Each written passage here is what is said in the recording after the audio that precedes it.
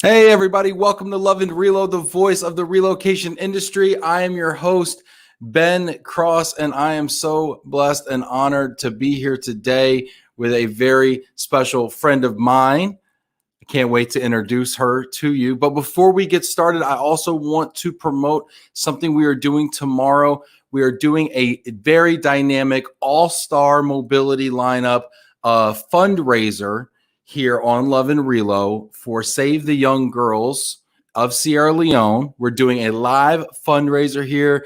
We've got some amazing people who are going to be with us. We've got Robert Horsley and Peggy Smith and Lynn Shotwell and Lynn McKenzie, and Jamie Masters is going to co-host, and Marion Van Kempen is going to be. I mean, we've got a ton of people. So tune in tomorrow. We're going to be raising $10,000 for Save the Young Girls, a charity in Sierra Leone. It's going to be amazing. So please tune in for that. And if you're watching now, hit that like button. And without further ado, let's bring out Heather Henry. Heather, how are you doing? Hi, I'm great. Hi, Ben. How are you? I'm good. It is so good to see you. I haven't seen you like 2 years at least, maybe more. A couple of years. Yeah, a couple of years. Good to see you too. And thanks for having me. It's been too long. And now where in the world are you right now? I'm in my hometown, London, United Kingdom. And it's in the evening, but I really wanted to come on, say hi, and appear on the show, so I agreed to do it. I'm happy. You're to so be here. kind. I am going to be in the UK, and did you know I'm going to be in London in like a month? I did not. Oh, wow. Yeah. We didn't coordinate that well enough. I know. I'm going to be in London in literally 1 month from today. I'm going to be flying to London. Wow. I've never been to the UK. Okay. Work or pleasure? And so I'm going to both. Doing a weekend of hanging out, getting the jet lag done, and then I'm going to be working with the Alta Vita folks on site there, and then I'm going to be going to Switzerland and seeing some clients and things like that. So pretty excited. Excellent. But what any advice for me on my trip? Anything I must see or do out there? Wow. Yeah. I mean, the city's always good. I mean, it's very historic. You know, Buckingham Palace, where the royal family lives, the House of Parliament, and just, you know, some of those landmarks around the city. You can't go wrong. And hopefully in a month's time, the sun will still be shining. So it's always good to kind of walk around London then. Do you think that I'll be able to go there without quarantining when I get there? Ooh. If I'm vaccinated? I'm Amber. I'm Amber right now. I know. I just came from Amber. To be honest, you have to watch this space because things are supposed to be opening up later on this week, I believe, but you never know. Watch this space. And to be honest, the airline will keep you informed in terms of what you need to do. I won't bore you with all the things like the passenger locator form, etc. Yeah, we can talk offline about that. Yeah, please fill me in because I don't want to like miss a form or something. I need an assignment manager. I need someone to actually make sure that I don't get kicked out, that I get through. It's so funny because it's so funny when global mobility actually does global mobility themselves. It looks totally different than the way that we manage it. When we manage it for other people, it's like, oh, well, you have to do this and you have to do this, and you'll be out of compliance. And then you do it on your own. You're like, I don't know, I'm just trying to get in. So very interesting. We've got people tuning in here. Oh, it's so good to see everybody. I was gone for a week and a half. It's so good to see everybody. Hit that like button right now. Throw a comment in here. I want to know who you are, where you are. If you're in London town or somewhere else, let me know what's going on. Roman Zelichenko, thank you for everything you do. Ben Cross, thanks, Roman. Love you, man. Thanks for everything you do too. Stacy Huff, super producer Stacy in the house. Looking forward to the show. So good to see you, Stacy. I missed you so much over the past week and a half. Tim Quirk in Western New York. Happy to be back and excited for today's show. Good to see you, Timmy. Rena Montalvo in the house. Another Relo rock star out here. Go, Heather. Rena Montalvo. Look at Rena. That's awesome. That's great. Look at this. Sarah Buck. Hi, Heather and Ben from Newcastle in the northeast of England. Oh. Sarah says, come to the Northumberland coast for some real heritage. Less than 3 hours on the train. Okay. Quite convenient. Okay. Shots fired. Yeah. 3 hours. Well, we'll see. We'll see about that. Sarah says 16th August is when you can travel and not quarantine from an amber country. Oh, Oh, okay. Sarah, throw a link in the comments there, so before I show up on the 6th and have to quarantine or something, ruin my whole trip. Let's see here. Brian Smith checking in. Elizabeth Martin. Hi, Ben and Heather. I miss you, Benji. Why did I read it like that? I don't even know. This is great. This is great. People laughing that I need an assignment manager. Jamie Massler. Hi, Ben and Heather. Cheers from sunny Mississippi. Jamie's going to be co-hosting the show tomorrow. That's awesome. Keep these comments coming in and the likes. Mena from Dubai checking in. That's great. Christine, I need a life manager. Anyone want to help me out? +1. Don't we all feel like we need a life manager? You know what, Christina, we're going to help you out a little bit because Heather is going to talk to us a little bit about career pathing, about her journey. Hopefully we can all learn some stuff. Heather's been through some really, really cool stuff in her career. Jana says, hey, Heather, excited from Brazil to hear about you. Glad you're back, boss. Thanks, Jana. That's Sarah says UK Parliament announced the new quarantine rules today. Oh, wow. I think I've been sleeping through that. Oh my gosh. Definitely read afterwards. Alejandra, nice to see you, Heather. Alejandra. That's cool. Look at that. Rory, good afternoon. There we go. All right. Very cool. Very cool. Let's talk a little bit about your journey, though, Heather. We teased it enough here. Sure. And throw your comments for Heather. If you're watching this right now, please put questions and comments in the chat. We will get to all of those. So if you hear something that you have a question about, I will read your questions. We will prioritize them. We got a bunch of people on LinkedIn right now. That's awesome. Hit that like button. Heather, tell us about your journey in mobility. Is this what you wanted to be when you grew up? And people operations, mobility, HR, what were your thoughts? My goodness. Well, my journey, I will say, has been quite unconventional. And I started in payroll way back in London. And I think that was my first kind of introduction into people and servicing, supporting people, paying accurately on time, and just kind of creating an experience, because obviously people go to work to be rewarded, and so they want to make sure that their pay is accurate. You know, moving through the years and up throughout mobility in terms of like managing and then being leaders of different teams at different organizations, I got the opportunity to move into international payroll, which is very different to domestic. And if you know me, either personally or even professionally, I like to kind of challenge myself. I like to kind of, you know, push the boundaries and do something different. I also love to build. And so when I got the opportunity to get involved in international payroll at UBS Investment Bank, we're talking about 1,000 international signees globally. I was like, wow, this is fantastic. But we had to kind of build systems and processes to make things seamless because things weren't working really well. And then once I got as far as I could go there, I just thought, what's this mobility thing about? So I don't know if I fell into it, but I just thought that was the next natural progression from the journey of servicing and supporting people. So payroll domestically and then payroll internationally, and then kind of an international assignments. And that's a large, I mean, that's a pretty large population, 1,000 employees globally. Yeah, absolutely. So many different locations, but it was a challenge for us, you know, when I say us, my team and the group, because we didn't understand what international payroll was about, but we knew that we had to build these cross-functional relationships with HR, with the business leaders, with the actual employees, and then our you know, colleagues in international assignments, as we called it back then, or talent mobility. And it piqued our interest, and we were just like, okay, challenge accepted. We're going to make this so seamless and great to put the organization in a good light.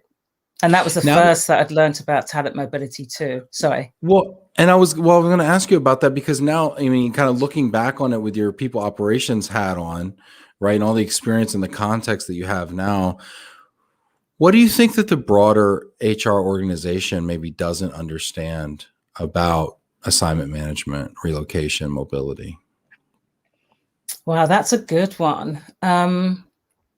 If I think back, and I think it is probably better today, because, you know, certainly us in the mobility space, I think we make the effort to develop those relationships, right? So it's not so siloed. When I got into it, in my experience, everything was very siloed. And so you had HR, you have the business leader partnering with HR, and then mobility was, in some cases, just like a shared service. And I think through that lack of understanding, we were not able to provide the right level and type of service to build out programs to attract, retain, and develop talent.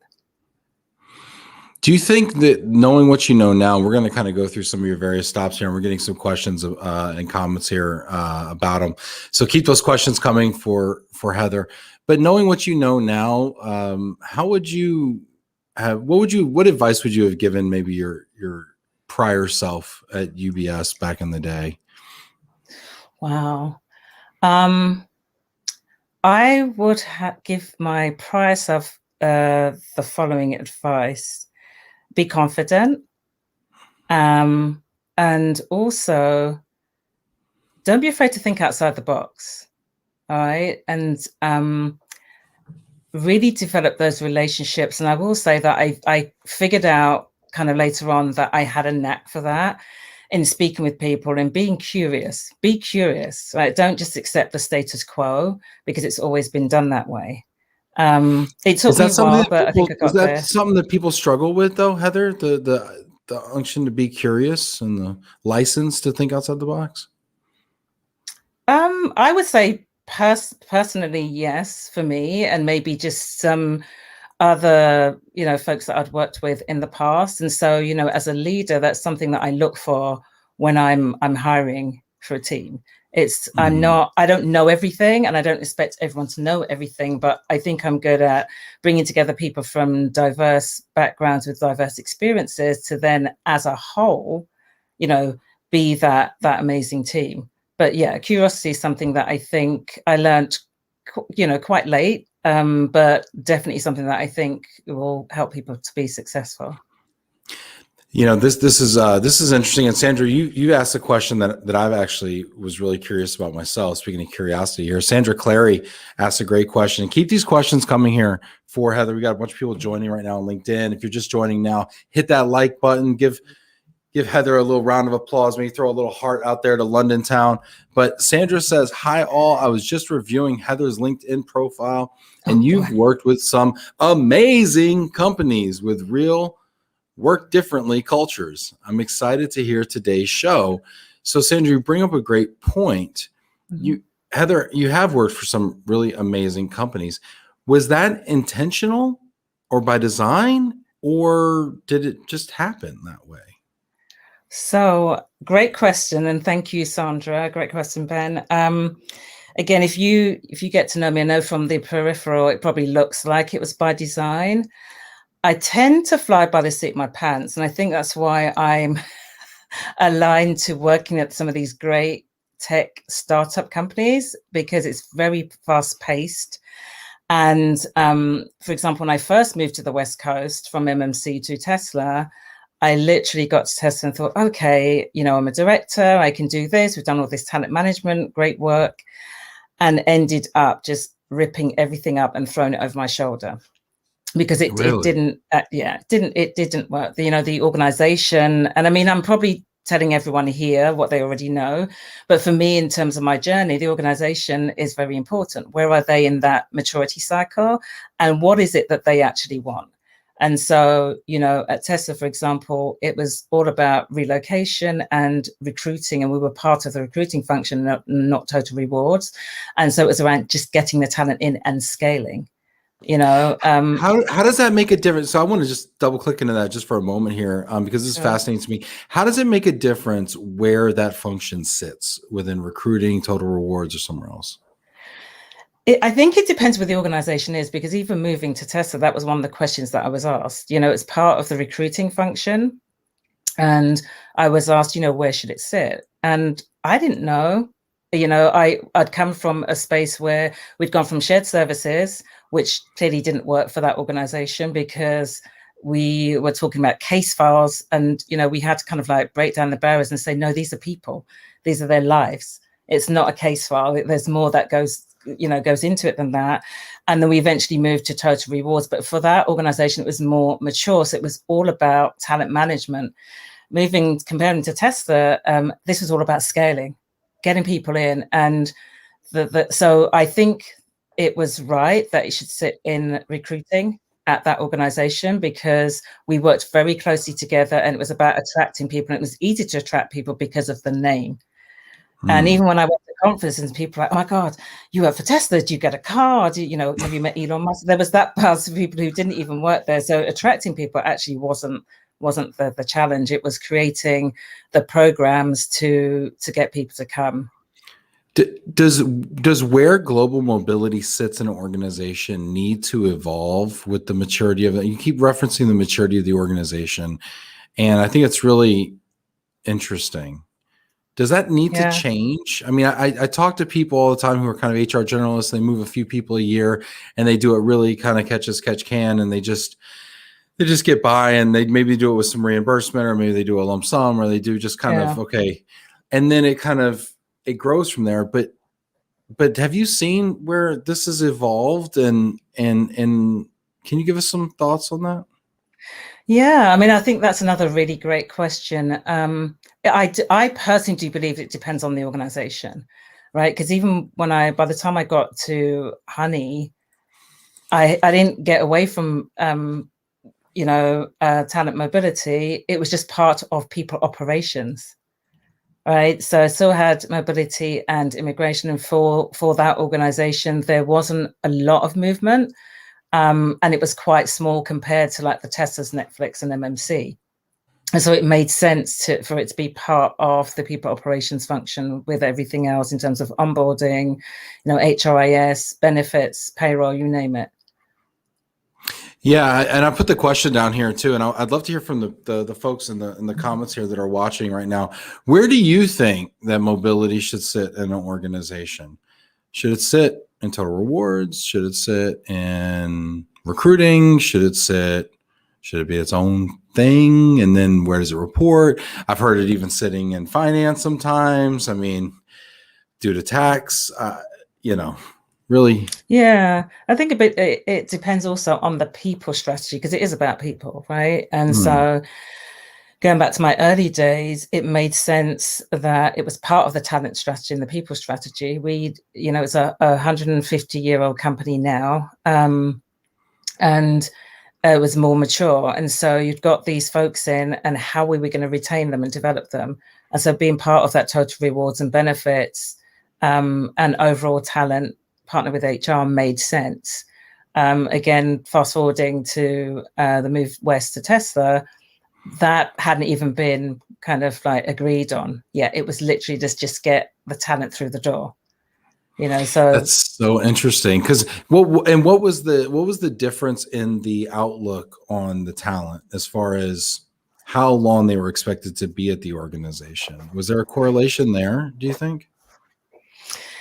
Yeah, again, in my experience in a more mature organization, the investment was really targeted at high potentials, right? And so we'd got to the stage where we're looking at, ROI, and no one has like the silver bullet for this. I mean, we still hadn't really worked that out, but it was interesting discussions. But we said we were going to invest in these folks, would give it a timeline and objectives, et cetera, so a full end-to-end program. At Tesla, the programs weren't even as rich. And for me, what I learned was people were coming because of that organization and the reputation and the culture. So it's been interesting, because each of the organizations I've been at, the offerings are very, very different. And I've managed to see that it's not all about, how much relocation someone's going to get in terms of an allowance, or, how much temporary accommodation. There's more to it than just, the benefits that are being offered. That's really fascinating. And I kind of want to understand that more. We've got a couple comments here. I just want to give some shout outs here. Sarah Buck checking exactly. She's talking about kind of some of the comments you made earlier. It's not necessarily the right way just because it's always been done that way. Be open to ideas. Great. Awesome. Jack Jampel. Hey, Jack. Hi, Heather and Ben. Hi, Jack. I'd love to hear your thoughts and questions here as well. Be awesome. Mena. Oh, Mena's got a question. Mena says, let's talk about luck. All right, Mena, let's talk about luck. Are you considering yourself lucky, Heather? I would say, yeah, luck has some things to do with it. I mean, I look at myself and pinch myself at times, because going back to your earlier question, and I think I talked a bit about this at the ERC conference on Betsy Walsh's panel, that I am not really that organized and structured in as much as my career path has been. So I didn't sit there and say, okay, right, I need to go from A to B, C to D, and kind of do it, you know, in that linear fashion. I've kind of just been presented with these opportunities, and I'm just like, okay, let's see what's going to happen here. So yeah, maybe luck has something to do with it, or being in the right place at the right time. I also think as well, kind of developing those relationships cross-functionally and throughout the organization probably helps as well. So yeah, luck has something to do. I'm not trying to be self-deprecating. I think I've just been really fortunate. Well, yeah, and let's talk about that too here in a little bit as well. And I'd love to hear your questions for Heather right now. If you got questions, throw them in the comments here. Elizabeth says, "Hey everyone, looking forward to hear more about Heather's journey." I have a question for you, Heather. You have made some pivots in your career from payroll into mobility, and now you are really a people operations person. Mm-hmm. And I want to know more about people operations. And what does that actually mean? Okay. And why you chose to make that shift? Sure. So we'll start with people operations. I think it means different things to different organizations, but in the main, it's you know, a broad set of disciplines or functions within, still in the HR space. So a lot of organizations are now talking about HR, human resources, less, and they're calling people team, you know, it's all about people. So, you know, at Netflix, we had a chief people officer. Back in the day, it was the CHRO. And so it's still in the HR space. And the operational component is things like onboarding, you know, HRIS. Like I said at Honey, I still had immigration and mobility. It's the processes, designs, the compliance piece, which I've learned over the years from payroll and accounting and even in mobility. And it's bringing all of that experience together, because I kind of realized that I love to build. I love to build processes. I love to understand the organization's journey and provide solutions that align with that within the people function. So, you know, people ops, can also mean payroll, benefits, compensation, and those disciplines as well. You mentioned a couple times that you love to build. When did you discover that you love to build? I think it kind of came naturally, and maybe because I wanted to be a teacher back in the day, and I was probably considered a bit of a bossy young lady. But I do realize that I actually love to provide solutions, rather than kind of going in and taking over from what someone else has done. And don't get me wrong, I don't want to go in and just kind of break everything down, because that's what you need to do. It's really about making that assessment, understanding what the ask is, understanding the organization. And so I guess towards the latter part of my career, I've targeted, you know, maybe startups or organizations that have less structure, so that I have that opportunity to go in and kind of make something happen and just, you know, leave it a little bit better than when I went in there. Yeah, I think we all should aspire to leave things better than the way we found them. So you had this, you know, kind of illustrious mobility career with all these really cool stops on it. And then you made the jump to people operations, and you kind of defined for us what that is. But I'd love to know, like, was that a strategic thought for you, or was that also something that kind of presented itself that you took?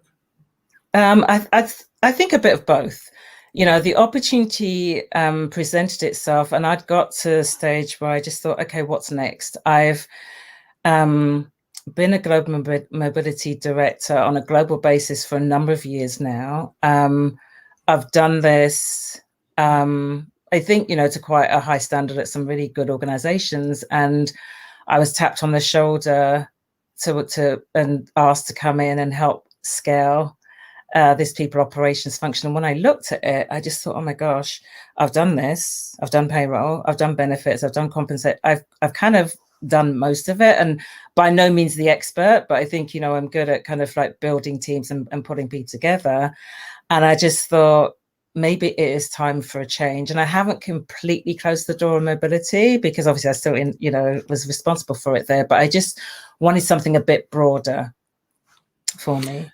Yeah, and I think that makes a lot of sense in some regards, because I'm hearing that a lot of folks that have been in global mobility for their entire career are transitioning into other aspects of people, right? And people operations, having conversations with Peggy, right? Peggy Smith, right? She's really transitioned into more of a people operations and people role, right? And looking for that kind of that breadth, as well.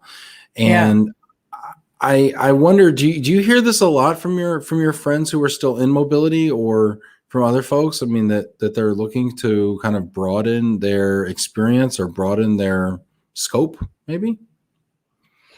I haven't heard it a lot, because I think I've just kind of like hunkered down and obviously with the pandemic and stuff. But I would say to anyone, if they're thinking about that, don't look back. And not that there's anything wrong with, pursuing the mobility career. It was just the right timing for me, just to kind of put everything that I'd learned into place, into practice kind of in one go. How do the skills transfer, you think? Yeah, I mean, I think they transfer, quite well. So again, I keep going back to payroll, because that was my roots, right? I had to learn how to do things manually and calculate and offer these services. But there's a big compliance element to that. Payroll, finance, benefits, all of the people operations functions, there's a big compliance element. Mobility, that, immigration, taxes, that doesn't ever leave you. And so that thought process doesn't actually change. It's just a slightly different discipline. The other thing, I will say that I love to, I've been in a position to be able to connect those dots, right? So when I moved from payroll into mobility, I still continue to be that liaison between the payroll teams and the talent mobility teams to translate, or just keep that feedback loop going. And so it's about connecting all those dots. And that's what I've done here with my career, try to connect, all the disciplines that I've learned along the way to where I am today. Nice. Okay, here. Let's see here. We've got some other questions coming in here. Keep those questions coming in for Heather, who is coming to us live from the Witness Protection Program. It has gotten dark there in London town. Heather Henry, whose identity we will not divulge at this point. I don't know what I can do to make it lighter. It's fine. I'm sorry. It's fine. It's fine. I think nighttime here. Yeah. Well, it's great because you were sitting in front of a light, which was probably a window, and then it's kind of just like, anyway, it's got dark. And I texted my sister and said, "Can you switch the light on?" But I don't think it's made any difference. I think the light is actually hurt, because now it's behind you or over you, and now it's like creating like it. Now the computer is making anyway. You may want to try shutting the light off. Sister, are you watching this? Sister, are you out there? No, she's not. Anyway, she's not. Let's see here. We got Michael Falia checking in, logging in late from sunny Southern California. Hello, Ben and Heather. Look, and Mike's missing you in California where it's sunny out there. And Bob Wallace in New York. Look at Bob. Meeting ran late. Hello, Heather and Ben from the Big Apple. What's up, Bob? This is great. We got Mena's got a question for us actually here. Let's see here. Mena says, if you're going to give three pieces, no more, no less, Heather, okay? 3 pieces of advice for someone passionate about the global mobility industry and does not have the chance or luck yet, what will it be? And I got to tell you, Mena has been tuning in to the show for over a year. We've done over 300 episodes, and Mena's been here for most of them. Wow. And she's out of Dubai, and so she's got the grit, I think. But what pieces of advice would you give her? I think that's an excellent question, Mena. Let me think. I think that networking is really, really important. I think, some of the reasons why I've been lucky enough to kind of, land the opportunities that I have is because that my name's been out there, and I am a bit of an introvert, believe it or not. And so I had to kind of force myself to do things that I wouldn't normally do by way of speaking. So the first advice is networking.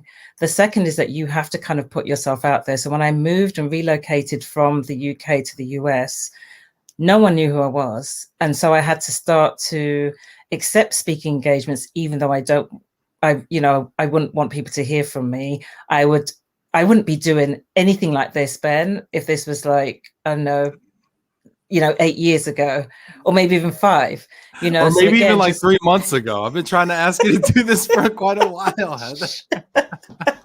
But I kind of had to kind of start to think, how do I get myself out there, even though it's not natural to me? And then I think that the third piece of advice is really having that mentor, sponsor, supporter that's going to help give you advice and guidance and coaching. And it doesn't have to be in your organization, right? It could be any one of us, here sitting here, or even someone who's not even in the mobility space, because it's not just about the discipline. There's other cross-functional skills that you need to learn. So those would be my 3 off the top of my head. Who is one of those mentors for you, or who are some of those people for you, Heather? Oh, wow. There's someone actually there was someone actually who's not on the call, but she was one of my first international assignees in the UK and from the US, and we've stayed in touch to this day. She went on to be she was actually working in the business on the trading desk, fixed income trading, and I just really aspired to be like this young woman, because I just kind of moved into mobility. And so we are friends, but also definitely a mentor to this day, because she wasn't in the mobility space.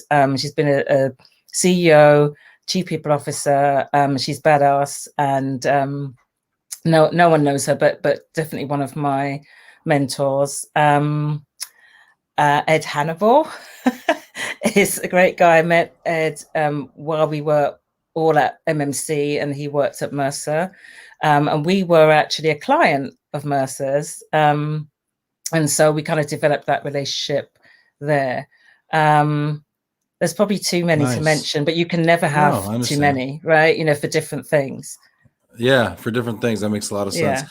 And Mena, just keep at it, showing up the way you are, here on Love and Relo, and putting yourself out there. I do want to ask you though. So Mena's in Dubai, and you've been in London, you've been in California. Do you think that geographic location has a part to play in the opportunities that you get? I mean, I talk to people from Latin America, talk to people from Asia, talk to people from Africa, talk to people from all over. And I can't help but think that there's just not the same density of opportunities, right? You kind of get these hubs, right? What are your thoughts on that? Yeah, that's a really, really good point. And I think as I look back, if I'd stayed in London, would I have had the same opportunities I did, when I moved to the US? And when I look back, this was a US company. I moved to HQ. And I think for me personally, that really helped with, the promotion and the upward trajectory. I do think location is definitely a factor. Again, I had the opportunity to move. I don't know if I'd stayed in London, it would have been the same thing. So again, depending on the organization, yes, I do personally think that it does have an impact in terms of growth, etc. It does seem to be a correlation between global mobility and upward mobility. Would you agree? Yes. Yeah, absolutely. I mean, when you think about, again, historically, for some of the traditional programs, people are selected because they're high potentials. And so the organization wants to invest in them and basically get a return on investment. And so for some organizations, yes, absolutely. There is that correlation. Again, going back to where I was at Tesla, that wasn't necessarily the case. Like, support was provided to get everyone at each level into the organization. And so those programs looked very different, even though it was still traditional mobility. But yeah, again, it depends on the organization. Yeah, interesting. It's interesting stuff here. Jamie has a comment: surrounding yourself around great people pays dividends. I've heard that you're, what is it, an average of the 5 people you spend the most time with. I don't know if that's true or not. I don't know if it's mathematical, but heard that. Christina, luck is what happens when preparation meets opportunity. Seneca. Oh, I like that. Going way back, Christina. Get out there and find ways to prepare yourself for when that opportunity shows up, for sure. Let's see. You do need to get out of there. Yeah. What was it that, now you mentioned the fact, Heather, that you weren't always, so outgoing and so willing to speak and get on the stage and everything. Was there a moment where you decided that was going to change, or was there something, a catalyst that happened for you? Yeah, absolutely. And I wouldn't say I still like to do that. I just think I'm at a different stage in my career and maturity level myself, because I also feel that going through my journey that it's incumbent upon me to have a voice, right? There are people that are looking at me because I'm female, I'm a leader, I'm a person of color, I'm in a different country to where I was born and grew up. So I do feel that learning all of this, giving back in some way is something that I do need to kind of lean into and do. The catalyst for me, I mean, I would always be scared to speak out, at presentations as far back as I could remember. And so, I'd be really nervous. But the catalyst, to answer your question, was, like I said before, when I moved to the US, because I just thought, I don't know what is going to happen. I don't know. I just know that I was being drawn here and that I needed to go for this opportunity. And I needed to kind of reinvent myself and just do things that I wasn't really comfortable with. And so I got myself a coach, and kind of, worked with them just privately to kind of help me move to that next level and get out of my own way, as it were, because, wow. I was being given that opportunity, but I was just scaring myself into not moving forward. I hear so many successful people talk about using coaches, and I've been flirting with the idea for a long time. Is that something that you'd recommend I do? Oh, you almost got me then, because I thought you were going to say, would I recommend it for people? And I was going to say, absolutely. But so, I mean, Ben, I think you're doing a great job.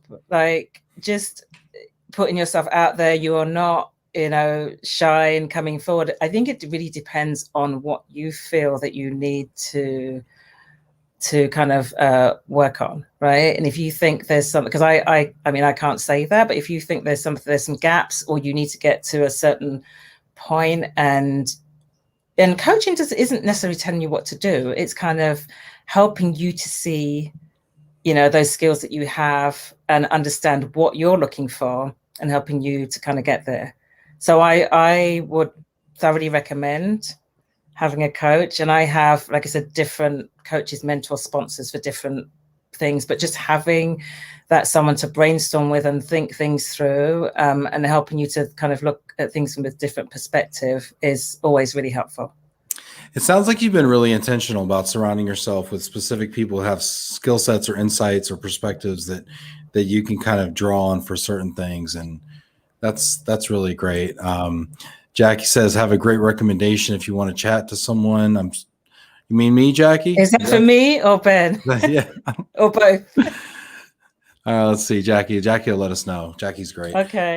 But what I Dan's. will say Oh, to you, sorry to interrupt. no, I go will ahead. say to you, because I do, like I said, my path has been unconventional. I think once it clicked to me, I have been a bit intentional about who I need to kind of speak to either get things done or, align myself with to help me to kind of grow in my career. Because I don't want it to sound as if I'm just kind of searching people out to be self-serving, but, if I know that I need to develop in this area, approaching folks to say, well, can you help me with that? Or what do I need? I think that's absolutely fine as well. And I have learned to be a bit more intentional in that way.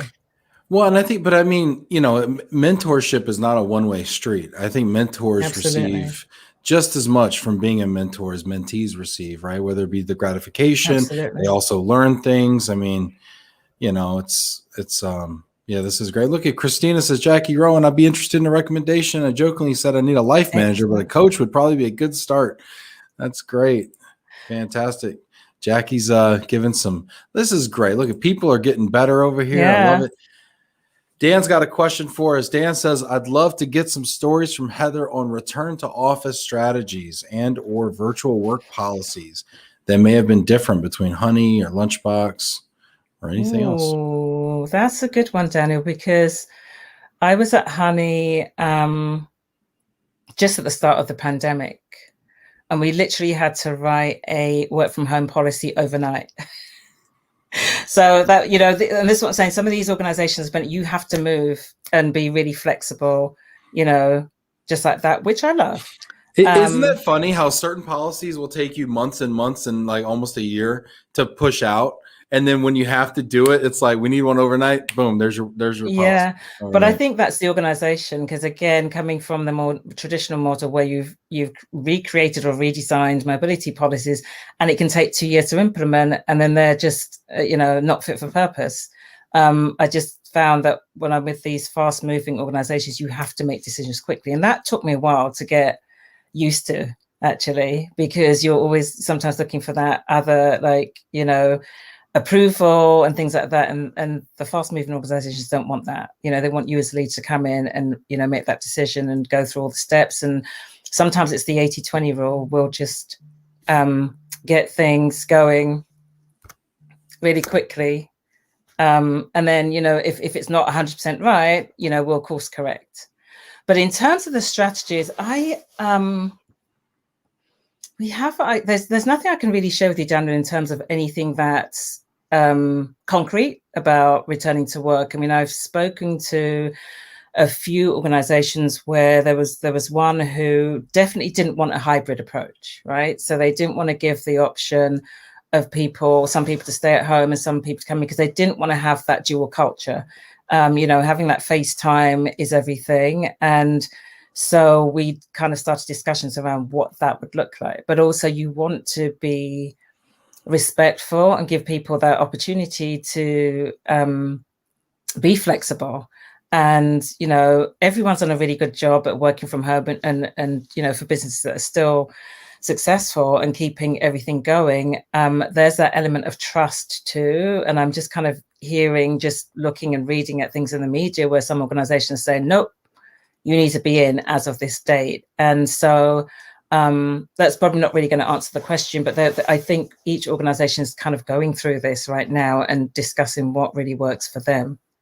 And some have already said, look, we are going to be remote first because that works for us. Well, let's stay here just for a moment, because I think it's really the question on everybody's mind, right? It's kind of an existential question for the mobility industry. How do you think that the pandemic, coming from a people operations kind of a bigger, broader view potentially here, how do you think that mobility has been impacted by the pandemic going forward? Permanent things that you think might linger after we've all kind of made the decision to return to work or not, or hybrid or whatever. What do you think the fallout's going to be for us in mobility? Yeah, I mean, I think that's an interesting one. I'd love to even hear from the from the audience, because I kind of moved away from mobility, you know, a little bit before the pandemic hit. I mean, and what I did see originally is, you know, people's mental health, right? You know, challenges, being away from family, not being able to get to family. And this isn't just in the mobility space, this is just in general. But I'd love to hear from, you know, the callers, some of the challenges that are happening that and the trends that you think are going to be a bit more long-standing and change the industry going forward, because there is going to be a big change. I've just kind of been a little bit removed. Let me ask you, well, and let's answer this question. So if you're watching right now, we got a bunch of people on LinkedIn right now. What trends from the pandemic will have lasting effects on mobility? If you're watching right now, please leave a trend in here. Let us know. Yeah, I'd love to hear that. Yeah, please do. Let's see here. Jody Harris. Hey, Jody, good to see you. Jody says, do you think that some organizations are going to lose people because of their in the office culture? Do you think remote/flex work is the future or just for certain organizations? There's a few questions there, Jody. Thanks. There's a lot. There's a lot. She only gets one question, so you get to pick which one you want to answer. No, I do think that some organizations will lose people. I mean, it's kind of starting to happen now, because, you know, people have proven and shown that they're responsible and trustworthy and flexible working from home. I mean, organizations have leaned in during that to say, look, don't be trying to work 24/7. You know, there have to be some parameters. So I think where inflexibility starts to play into that, there's going to be some attrition for sure. Oh, and I want to say hi to Merritt. You're amazing too. Thank you. Did we miss Merritt? Where's Merritt? Oh, I totally glossed Yeah. There's Merritt. Heather Henry, you're amazing. Thank you. Awesome. Look at that. Doesn't that feel nice to come on and just just tell you how wonderful you are? It does. I feel as if I've been away for so long, but you know, we catch up, we pick up where we left off. That's excellent. Let's see here. Merritt, do you have any comments on what we're talking about? I'd love to hear your thoughts as well. Let's see here. I do want to go back to Jody just for 1 second before we continue with some of these other questions that are coming. Keep the questions and comments coming in. Do you think remote and flex work is the future? Or do you think that it's going to eventually kind of come back? More than 50% of us will be working in the office 5 days a week. Or do you think that it will be less than 50%? You know, again, I don't know if you have the opportunity to do polls here, but it'd be good to kind of hear from people dialing in what their organizations are doing. Over under 50%. Let's do that poll right now. We don't have the way to do a real poll, but we can put over under. We'll do an over. It'd be interesting to hear. Yeah. Because certainly the organization that I've been speaking with, they're definitely you know, remote first and then, you know, a bit of hybrid, but I'm kind of in the tech space. So it'd be interesting to see, you know, with callers, what that looks like. I'm just going to put it in here. Over under 50% of the workforce will be working in office 5 days per week in 12 months. There it is. It's on the poll. On the poll. There it is. It's officially been polled. There it is. Oh, Merritt's responded. Let's see. Merritt. Ben Cross, hiring will continue to be a challenge as the competition for talent is not only global, but much more diverse. Companies will need to focus on a much broader range of people-centric, employee-centric policies to keep talent engaged and retained. Similar to what Heather said, expanding on wellness benefits, caretaking benefits, more than flexible work and more than relocation. Yeah. Wow. Agreed. Thank you, Interesting. Merritt. Yeah, thank you very much, Merritt. Yeah. Look at that. And that's definitely what, you know, I've been seeing in kind of in this space in the people operations, especially, like I said before, trying to write this work from home policy kind of overnight, but we soon saw within a few weeks, there were different things that we need to add on and layer on to kind of help with, the mental wellness of our employees and their families, if necessary. What do you think about caretaking benefits? Is that something we're going to see at large? I think so. I think we've started to see that. Absolutely. Certainly, again, with the organizations that I've been involved with over the last year, definitely saw that coming really quickly and rise to the top. And, having more conversations with folks and checking in. I mean, it hit everyone. Everyone kind of talked about the world of work or the future of work for years and years. And all of a sudden it was here. And I don't know if anyone was prepared. So, a lot of organizations have been learning as they've gone along. And I'm proud to say that some of the organizations that I've been involved with pivoted very, very quickly. Yeah, it does seem like the pandemic has kind of accelerated a lot of trends that we were seeing. But let's see what Jody says. Jody says under 50% will be remote. Traditional organizations, I think, will be slower to move full remote. Agree with Hamera as well. Benefit programs should support. Let's see here. We've got another comment here from LinkedIn user. LinkedIn user says, remote working anywhere in the world, many obstacles to this based on different country restrictions. That's Brian Smith. Awesome. Victoria, the biggest issue is hiring for global mobility after all the layoffs of 2020.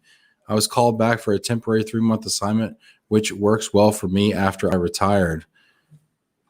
All right, interesting. Let me ask you this. What do you think about these temporary assignments, these temporary contracts and things? Do we see a change in the relationship between employers and employees happening right now? Is this another trend that's been accelerated or will be accelerated based on the pandemic going forward? I think another great question. I think we're kind of addressing or, being flexible with the times. I don't know if I can predict whether or not this is going to be long-standing. And I think someone had mentioned there are different issues that come along with that, right? So we've got loads of people who are moving around the country and working away from base and home and, corporate tax issues and things like that. I don't know. I've done both. I like consulting and contracting, and I like that flexibility, right? To go in and kind of build and move on. I don't know if the world of work is kind of ready for that. And a few people I've spoken to throughout, wherever in the globe, they are doing something similar, and it could be just where I am in my career, but also people not wanting to be tied down, and you can actually get the same talent in, for I don't know, for not so much of a commitment, as it were. Yeah. So again, I think it depends what you want to do and what you want to build, and whether you kind of bring in, build, buy, or borrow. Again, it just depends on the organization. And I feel like I'm kind of like spinning wheels here, but I'm kind of thinking about it. But it makes a lot of sense what you're saying, right? As you're talking about, you like to build things, right? The person that you bring in to build a building has a different set of skill sets and probably compensation and all sorts of other things than the person you come in to administer the building and keep it running.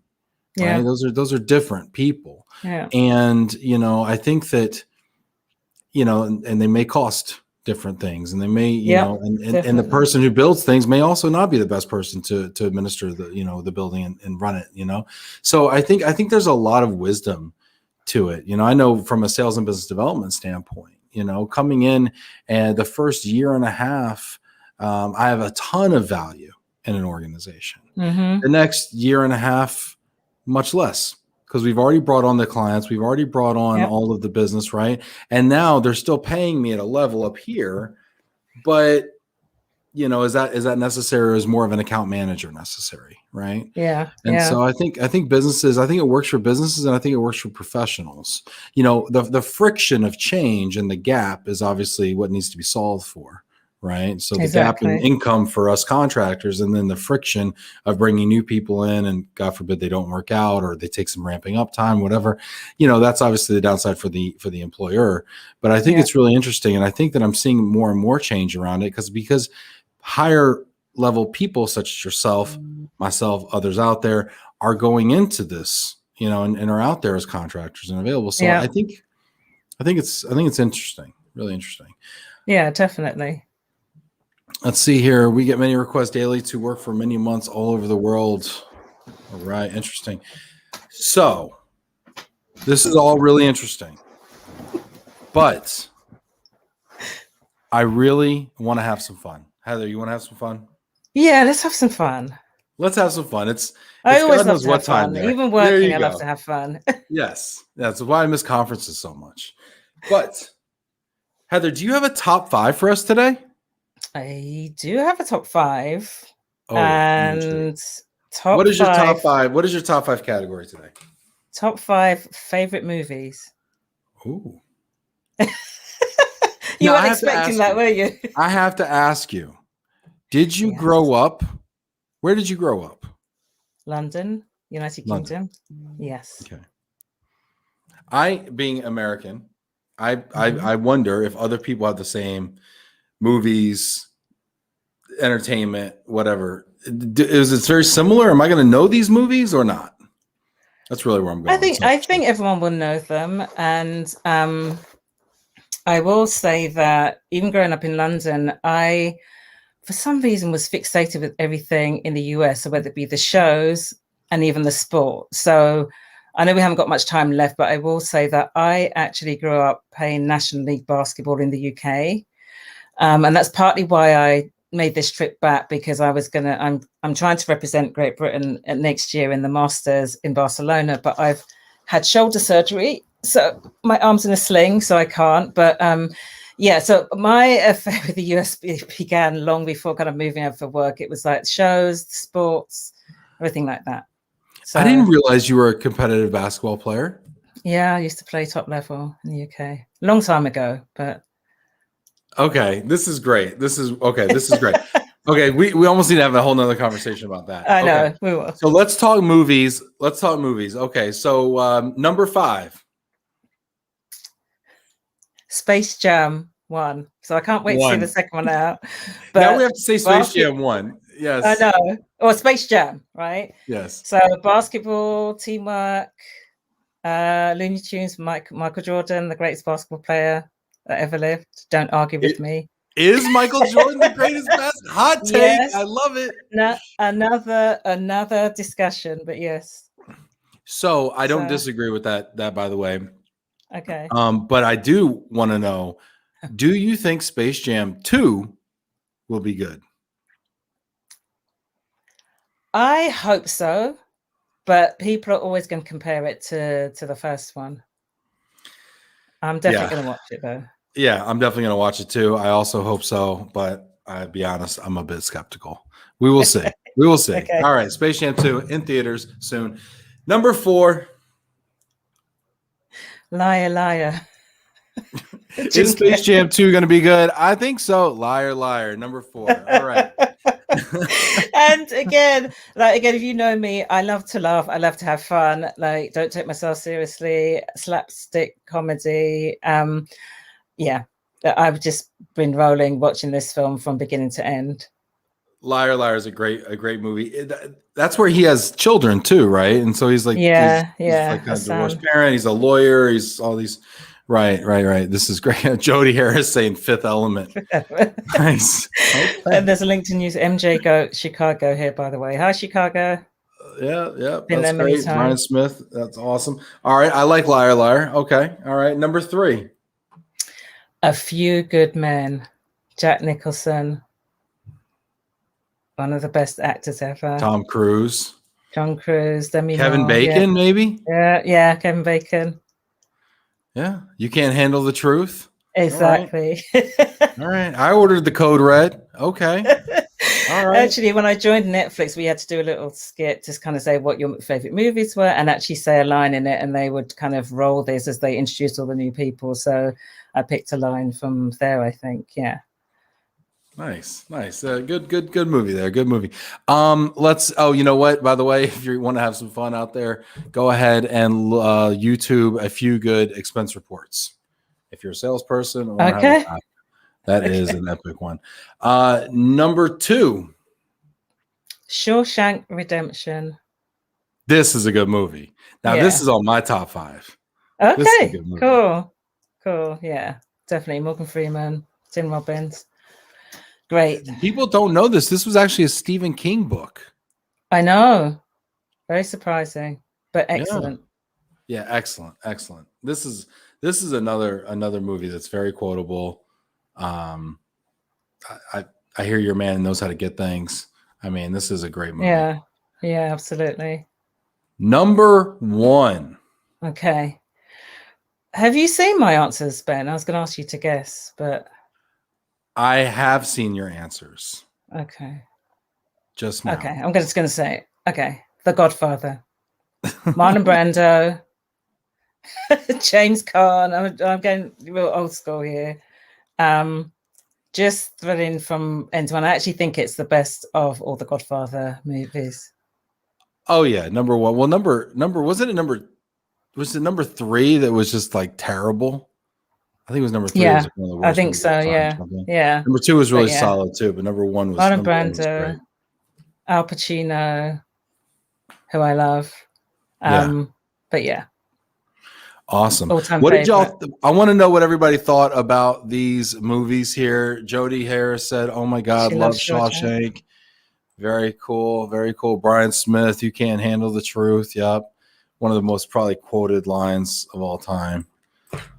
That's a great one. Yeah, fantastic. Heather, this was great. This was so much fun catching up with you. It's been way too long. Thank you for having me. Yeah, I feel so out of it, but coming on and seeing familiar names. Your familiar face. Shout out to Rena, Merritt, Alejandra. Miss you guys, and I really thank you for giving me that platform to be on this show.